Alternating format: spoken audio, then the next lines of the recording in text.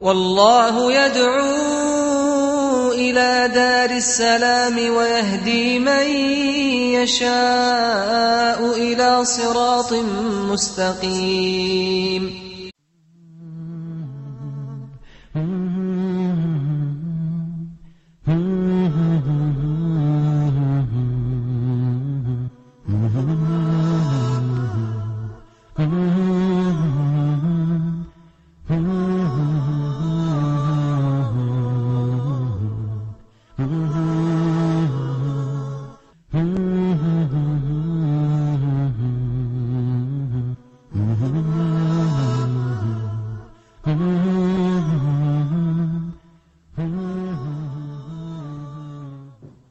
بسم الله الرحمن الرحيم. الحمد لله رب العالمين، صلى الله وسلم وبارك على المبعوث رحمة للعالمين نبينا محمد وعلى آله وصحبه أجمعين. السلام عليكم ورحمة الله وبركاته.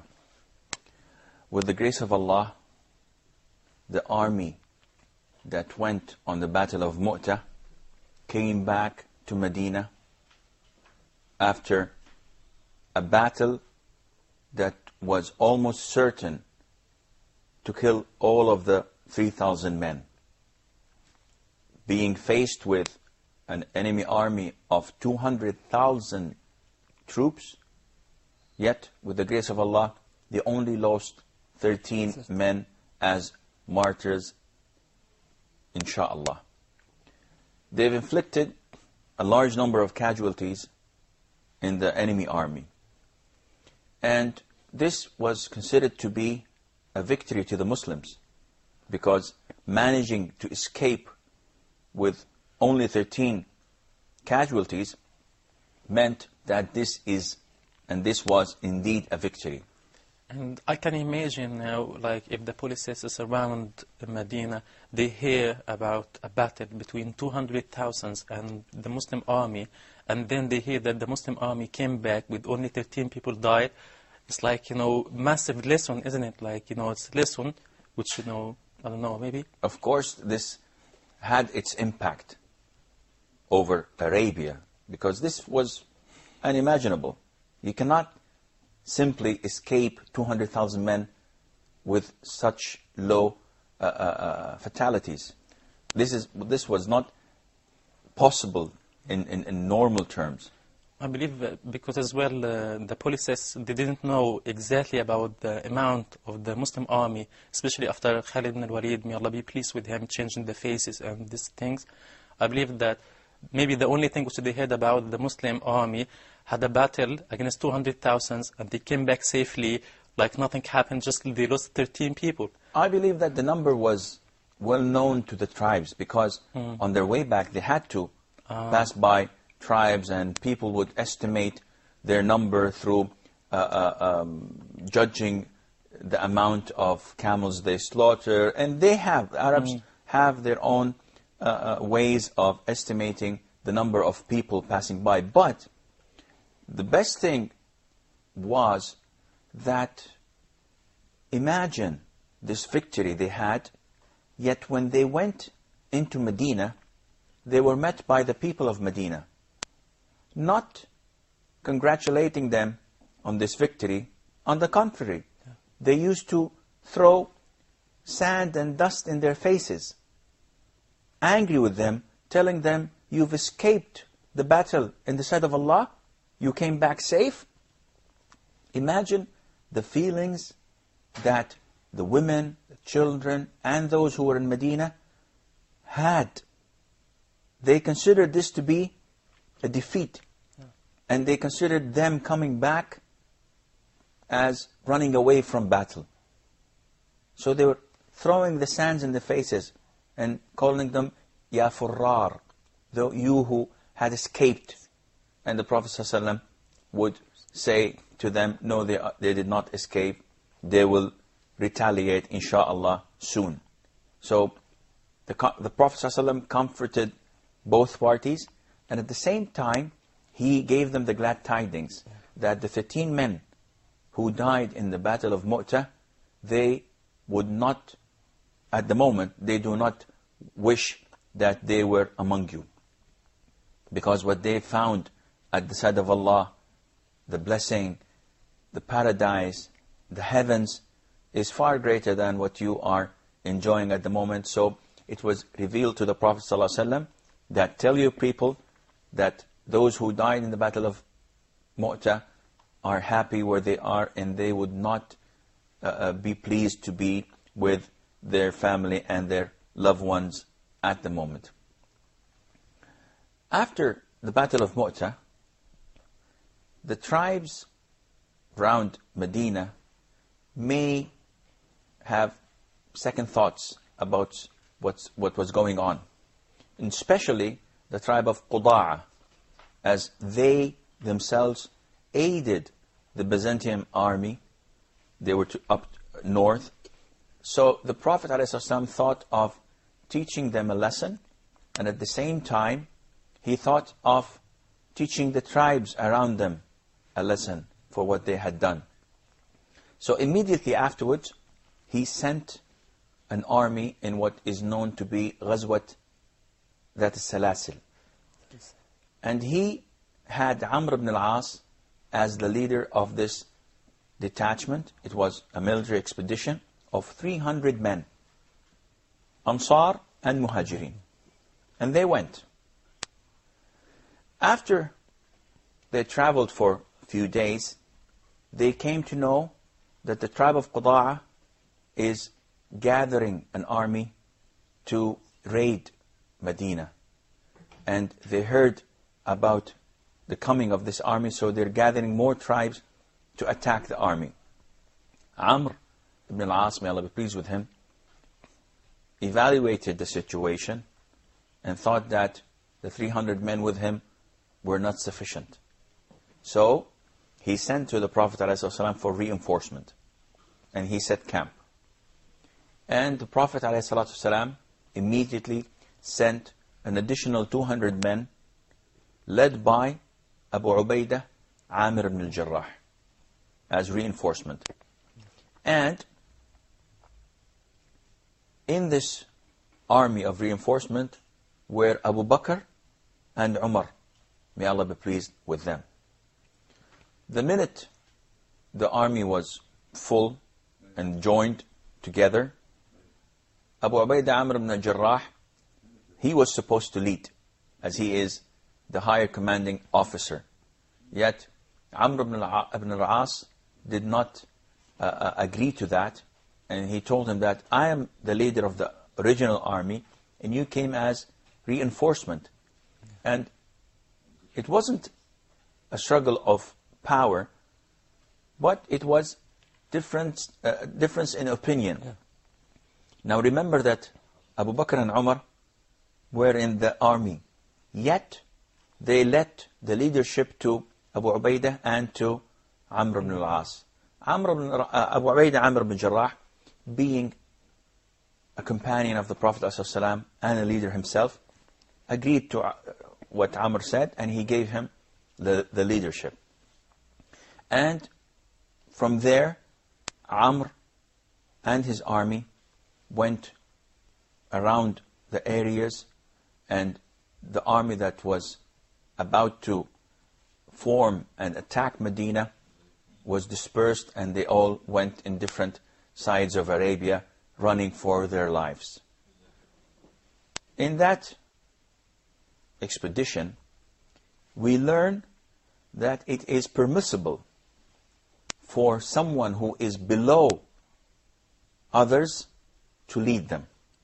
Because Amr ibn al-As, by the consensus of all scholars, was far below in status from Abu Bakr, Umar, and also Abu Ubaidah Amr ibn Jarrah. Yet this did not degrade these great companions, because they were led by someone who they were far superior to.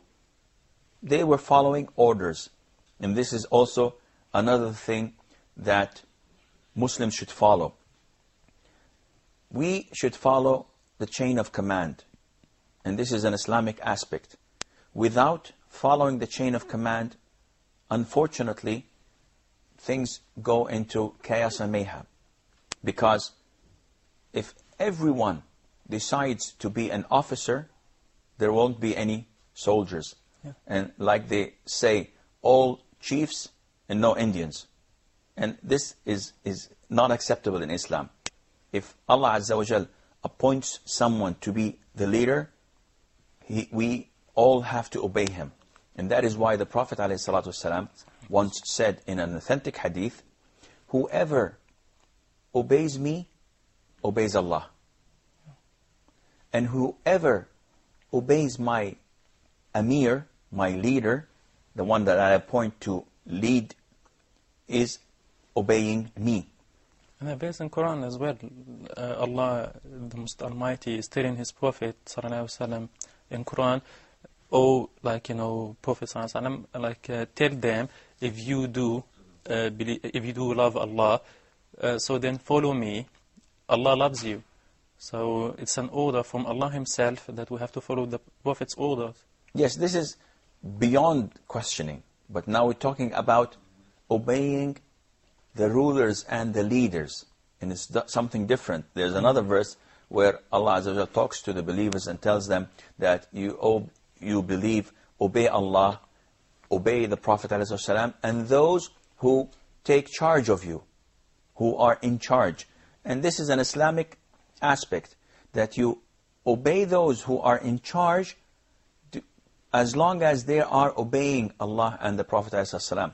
If they instruct us to do something that was wrong or against Islam, it is forbidden for us to obey them. And as an example, if you recall Abdullah ibn Hudhafa, when he was appointed once to be the leader of a Muslim expedition, and the Prophet ﷺ instructed them to obey him. And he was a man of humor. He loved to joke a lot. He was a funny man. Well, funny is something when someone is doing funny things. But he is not in the sense of that he was a funny person. He liked humor, practical jokes.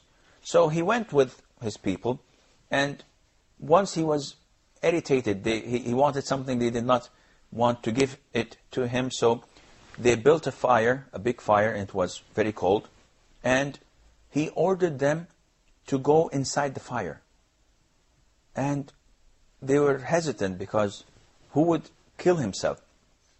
So they didn't know what to do, but then they agreed not to go into fire, and he told them that I was just joking with you. When they went back to the Prophet ﷺ, the Prophet told them that had you entered that fire, you would have never left it, in the sense that you would have stayed in hell, because you have disobeyed Allah by obeying this leader in something that is forbidden. I believe we have a short break. Stay tuned, and inshallah we will be back.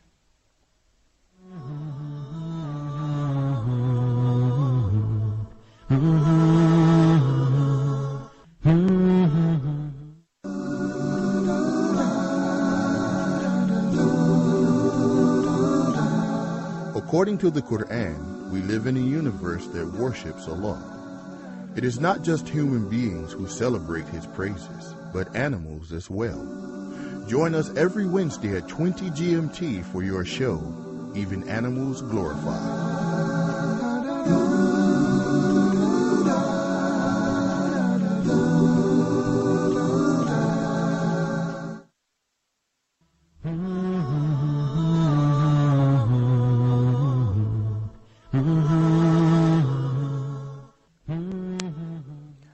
Assalamu alaikum wa rahmatullah, and welcome back.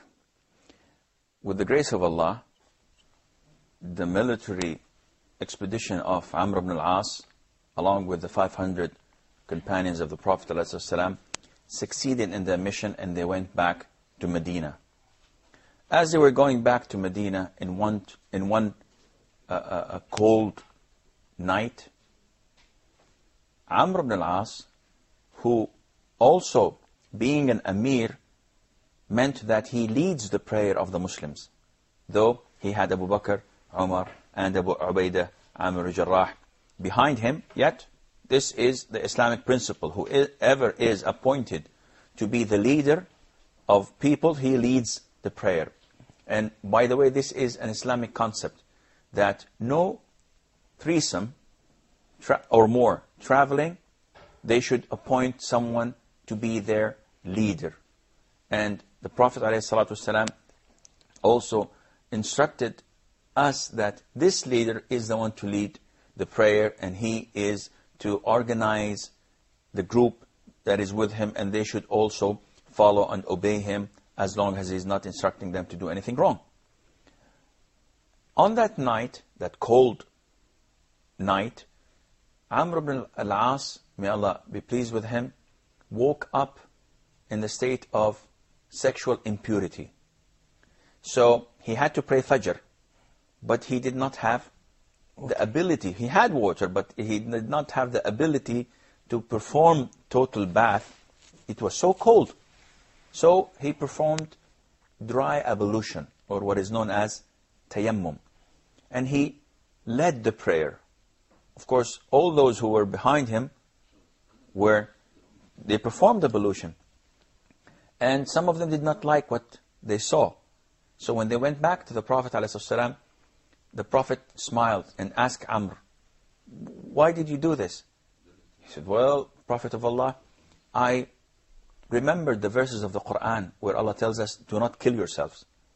So I thought that if I take the bath, I'm going to die, because it was so cold. So I performed the dry ablution, and the Prophet ﷺ agreed to that, which also indicates to us that it's okay for a person to perform dry ablution and lead in prayer those who have performed the normal ablution with water. Does it indicate us as well that Islam generally is easy to practice and apply, and came to protect our lives as well? Of course. Islam always puts in consideration the welfare of the individual. And there's an incident where a man was in a military expedition and he got a severe blow to his head. So he was injured. And unfortunately, he also had the sexual impurity due to nocturnal emission. He asked his companions, what should I do? If I perform the total bath with water, this might affect the wound. And they told him that you have to. It's a must. You have to perform a total bath, take a total bath, so that you can pray. So he did, and he died as a consequence. And when the Prophet ﷺ knew about this, he was very angry. And he said, they killed him. May Allah kill them. Had they not asked if they did not know? Why? The treatment of ignorance is asking. So if you did not know the verdict, say, I do not know. But when you give the wrong verdict, then you take the responsibility of whatever wrongdoing happens or occurs due to your wrong verdict. So if I give an advice or a verdict, and then as a consequence of that, something wrong happened to the person whom I gave that verdict to, that means I'm responsible of the consequence which happened to him. Yes, you take the burden, and it's your fault. For example, if someone in Hajj asks someone who he thinks that he is knowledgeable and tells him, do I have to do this? Something that is obligatory in Hajj. And if he doesn't do it, he has to compensate it by slaughtering a sheep. And the man who did not have the knowledge, yet people thought he had the knowledge, says, yes, you don't have to do that. You do not have to do what you just asked. And the man doesn't and leaves. The burden falls on this whom he gave the wrong fatwa. And that is why Imam Malik ibn Anas, may Allah be pleased with him and have mercy on his soul, once was approached by a man who traveled for a whole month from Khurasan and came to Medina. And he asked him about 40 questions. And he answered only 4. And the remaining 36, he said, I do not know. I do not know. So the man, after finishing, he told him, you are the head of the scholars in Medina. And I came through a journey of 1 month to you. What should I go and back to my people and tell them? So Malik told him, tell them that Malik does not know. So what's the big point? The issue is, if you do not have knowledge, say you don't know. And it's said, and scholars always have this saying, whoever says, I do not know, then he had possessed half of knowledge. When you say, I do not know. What if I have a doubt in my heart about a verdict and I believe that it could be wrong? Then I found one or more from the scholars which they say it's allowed or permissible to do so. So I'm allowed to say, okay, they will take the responsibility upon that verdict, and I go for that, even if I believe in my heart that it could be wrong? No, this is completely a different story. And it's not related to this issue, because if you hear a scholar giving a verdict on a particular issue, it's not lawful for you to follow him and then follow another scholar in another issue and follow a third scholar in a third issue, because then you would be picking what suits your own desire. But we're talking here about giving the verdict on a particular issue. If you have the right tools and the proper knowledge, then you give the verdict. If you do not know, then you should say, I do not know. If you are reporting, if you are copying and imitating a scholar, then you should say that this is the fatwa or the verdict of the scholar, not of your own self. And this is what Amr ibn al-As did. He behaved and performed what his knowledge allowed him to do. And that is, if you are in fear of dying, then you perform the dry ablution. And this is exactly what the Prophet said, ﷺ, to those who gave the wrong fatwa. If you did not know, then your cure was asking. But because you gave the wrong fatwa, then you should, and you take the burden of the man who died. Now, everything was settled, alhamdulillah, in Medina. And yes? Sorry for going out of that focus, but due to what we have seen in the last two battles, the Battle of Mu'tah and the battles that followed, what is the reason behind changing the leaders of the military of Muslims? That's a very good question. The Prophet ﷺ did not put all the focus on a particular leader, because after the success of Khalid ibn Walid, it would have been imagined that we should always use Khalid ibn Walid in every detachment or military expedition. The Prophet did not do this, ﷺ, and Allah knows best, simply because he wanted to give all of his companions the chance to train and to lead.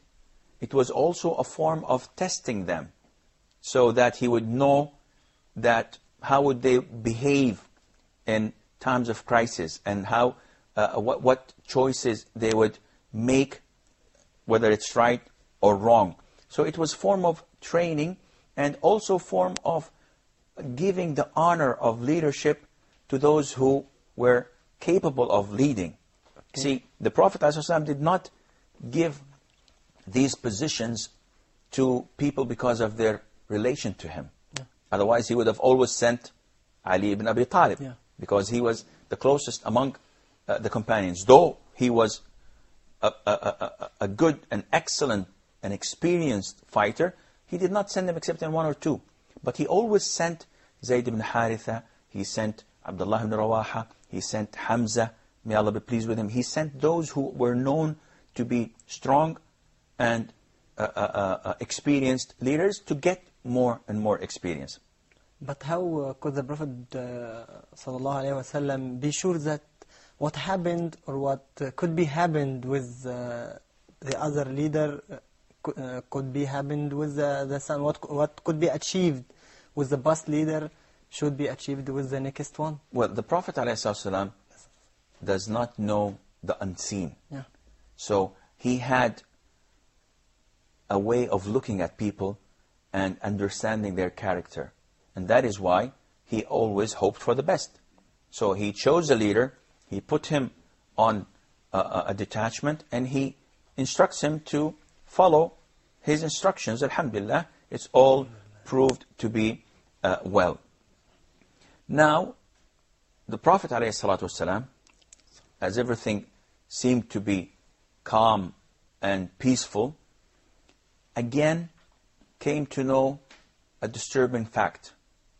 And this fact is, as you recall, in the truce of Hudaybiyah, the Prophet ﷺ, one of the items that he agreed to with the polytheists of Quraysh was that whoever wants to enter in allegiance with one of the two parties can do so. So the tribe of Khuza'ah immediately went into the alliance of the Prophet ﷺ and the Muslims. And the tribe of Banu Bakr went to the alliance of Quraysh. So it was made as an agreement that whoever attacks any of these tribes is considered to be attacking the tribe that, or the party that this tribe is in alliance with. And this was fortunate for Khuza'ah and for Banu Bakr, because Banu Bakr, because of the long time feud between the two tribes, Banu Bakr thought that this was the right time to avenge the dead and to attack Khuza'ah just when the time was right. And I'm afraid that this is all the time we have for today's program. Insha'Allah, when we meet next time, we will elaborate a little bit more on this issue. But until then, fi amanillah, wassalamu alaikum wa rahmatullahi wa barakatuh. Mm-hmm.